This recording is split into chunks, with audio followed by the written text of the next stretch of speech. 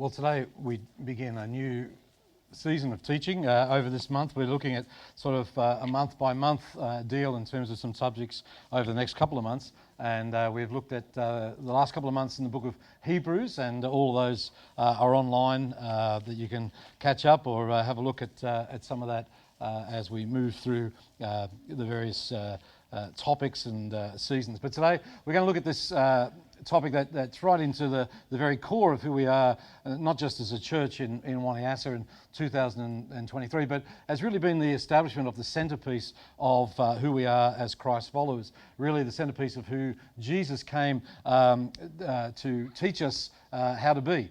And it's an important series in terms of getting realigned with this great subject of love. And we've looked at that under the title of What's Love Got to Do with It? And as I said before, it's not a treatise on Tina Turner's career or recent passing. It goes beyond that in terms of even what artists and songstresses and authors and stuff like that have tried to express or encapsulate what love is. And we're going to look at that today. Someone asked Jesus a very important and very popular question. It's a question that I hope that you ask regularly of those around you and is asked of you by those around you. And here's the question. How do I truly live a good life? Someone asked Jesus one day. And Jesus responded by saying this. He said, if you want to live a truly good life, then it needs to be permeated by love. You need to love the Lord your God with everything in your heart, your soul, and all your mind. That's the first and greatest commandment if you want to live a good life. And the second is this, to love your neighbour as yourself. What is it to live a good life, Jesus? Well, he said it is to love. One day the disciples were talking with him, and they said to him, Jesus, what is the most important thing for us as your disciples? And again he said, a new commandment I give to you as my disciples, and here is the command, that you would love one another as I have loved you, that you also love one another. And then he told how others outside of that discipleship group, out of the Jesus followers group, would identify them as being part of that group. He said, this is how they will identify you as belonging to me. It won't be by your fashion or your music, it'll be by your love. A new commandment I give to you, to love one another as I loved you. By this all will know that you are my disciples, if you have love for one another. Another time, one of those disciples, John, he wrote about his experiences with Jesus, and he wrote in one of his letters to the churches, dear friends, let us love one another, for love comes from God, and everyone who loves has been born of God and knows God. In fact, he went on to invert that saying by saying, and whoever does not love does not know God, because God is love. Another of that discipleship group called Peter stated it like this. He said, when you boil everything down, above all things, you are to love one another deeply, because love covers a multitude of sins. It doesn't excuse a multitude of sins, but it covers a multitude of sins. And then his sort of successor is the voice box of the followers of Jesus, the Apostle Paul. He became a follower of Jesus, and he wrote these famous words, and now these things remain. There is faith, and there is hope, and there is love, but the greatest of those three great things is love. What has love got to do with it? Well, everything. Everything minus love equals nothing. Everything minus love equals nothing. About 20 years ago, a philosopher, a guy called Hugh Moorhead, wrote to 250 of the world's best-known intellectuals. Did you get the letter? 250 people who were classified in various countries and experiences as the top intellectuals of the world. And he wrote them, and he wrote them a book. So he wrote them a letter with one question on it. And the question was this: what is the meaning of life? He was a philosopher speaking to other intellectuals, and he wanted their view of it. It wasn't a trick question. It wasn't a hidden question. It wasn't with another agenda. He wanted to know what their answer would be to what is the meaning of life. And so he wrote this famous book that published the 200 and something replies that he got, and he made them into a book about what the meaning of life is. Actually, whereabouts on that continuum are you right now, do you think? I'm bending a little bit with my back. Some of these intellectuals had no idea. Some had admitted they just made an answer up and quoted somebody else. Some even contacted Hugh Moorhead and asked him if he found out the answer to the question, would he tell them? Several of those brilliant minds in the world asked this question over and over again, what is the meaning of life, in a single word? Well, collectively it came up with all kinds of things, but the most popular answer was love. Life is primarily about love. The Bible is primarily about love. Being a follower of Jesus Christ is primarily about being about love. What makes a church great? What does the devil hate? What do you look for in a mate? What does a child await? What's impossible to overrate? It's love, love, love, love. Because everything minus love equals nothing. Love, over and over and over again, is the theme of the gospel of the Lord Jesus Christ. Existence is about love. Spiritual maturity is measured by love. A church's health is measured by its love. The gauge of life well lived is love. Up to date, I've presided at nearly 450 funerals over a number of years. Not just last year, it hasn't been an epidemic, but 450 funerals. And at those funerals, there is a very common theme, apart from death, of course. The very common theme is love. This person, yes, they achieved that and were born there and had that and did this and wanted that and blah, blah, blah, all that. But essentially it comes down to people joining together and to speak about that person's love. Everything minus love equals nothing. And that's what we're going to get into this month of July. We begin a study on the most influential words written about love in a context that we don't know much about, but we know enough about to know that they are impacting even to today. They are words that remind us that life has everything to do with love and with everything we do in life, because everything minus love equals nothing. So let's get into this. The context is from 1 Corinthians 13. 1 Corinthians 13.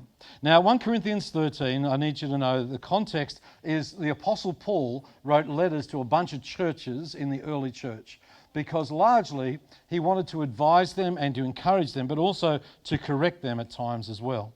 And 1 Corinthians 13 is not this sentimental or romantic or hallmark card view of love.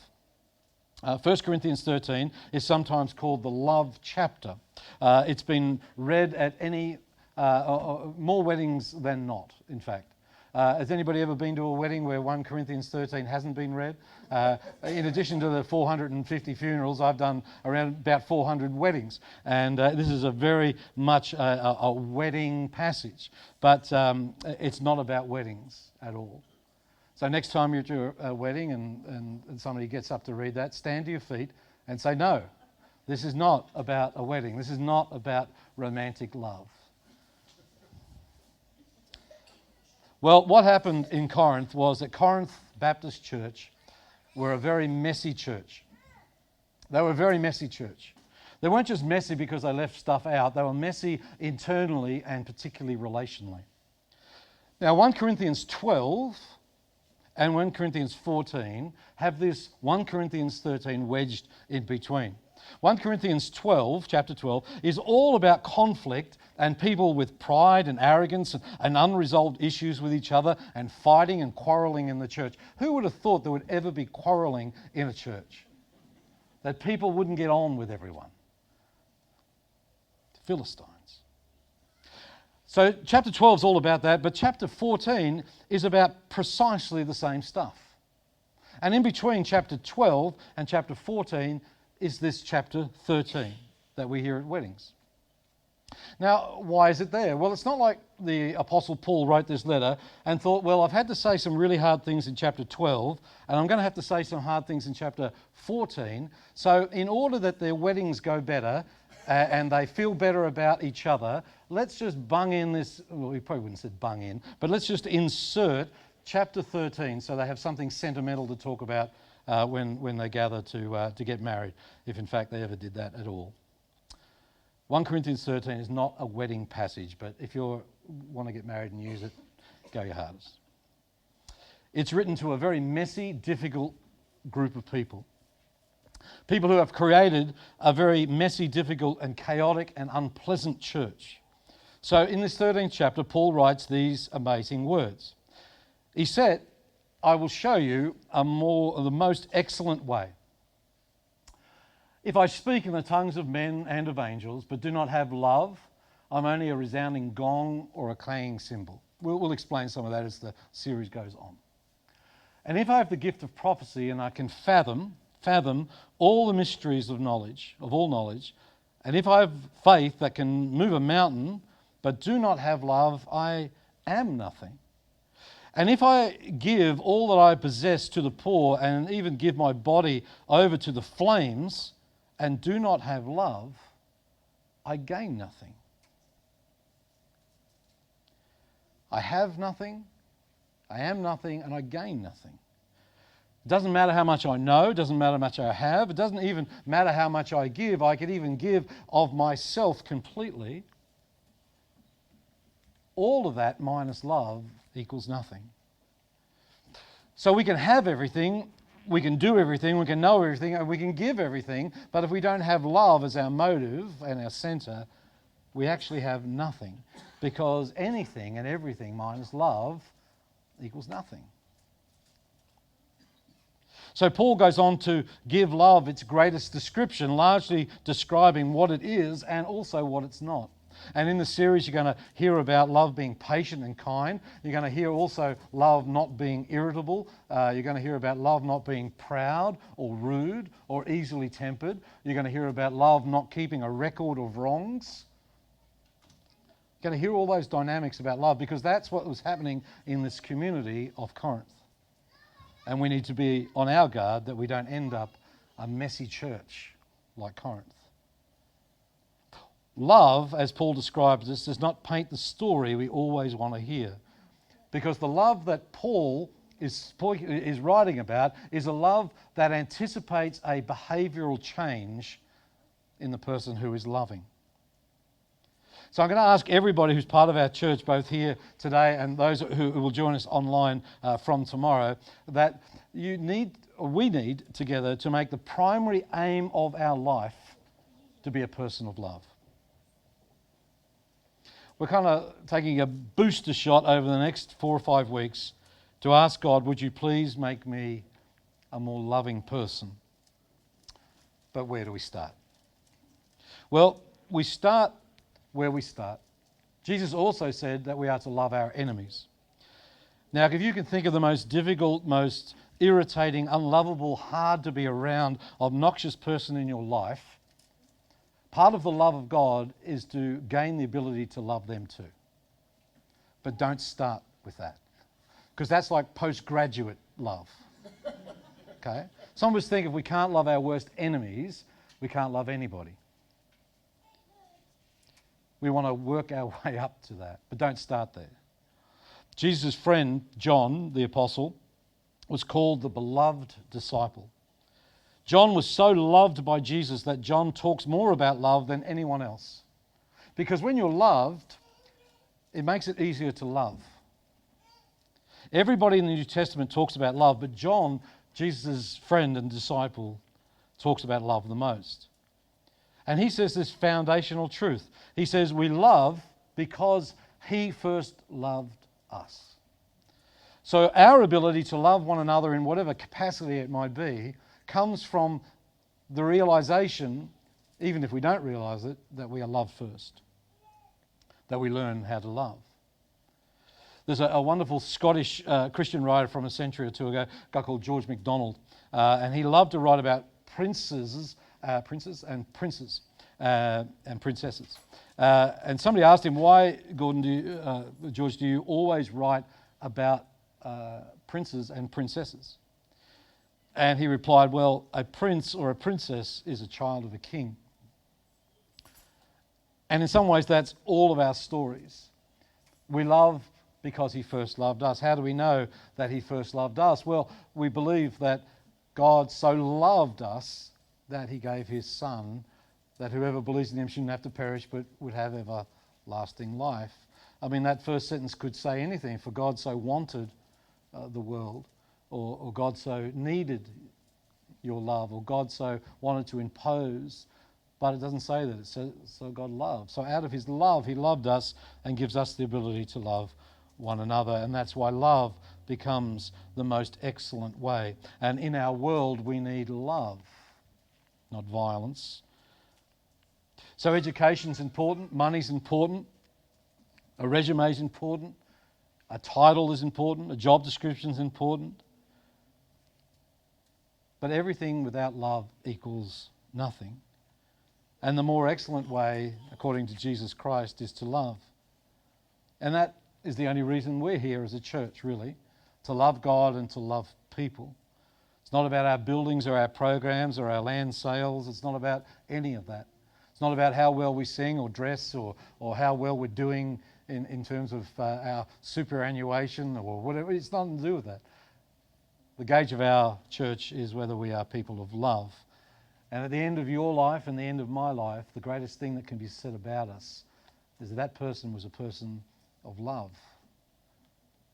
That person was a person who loved. There's an old saying that says that no one who succeeds at love fails at life, but nobody who fails at love succeeds at life. The greatest success we can have as a church is that we are a place of love.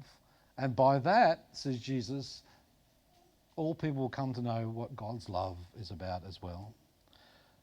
Because anything and everything minus love equals nothing. So let's not invest in nothing. Let's invest in love. Let's be a people of love, a community of love, a group of people who love one another. Let's be a people who practice what we sing and practice what we preach and practice being loving people. Let me encourage you to read 1 Corinthians 13 sometime over this series. Maybe read it once or twice a week to get it in your head. Maybe listen to it in various voices around the place. And let's be increasing in our love for one another.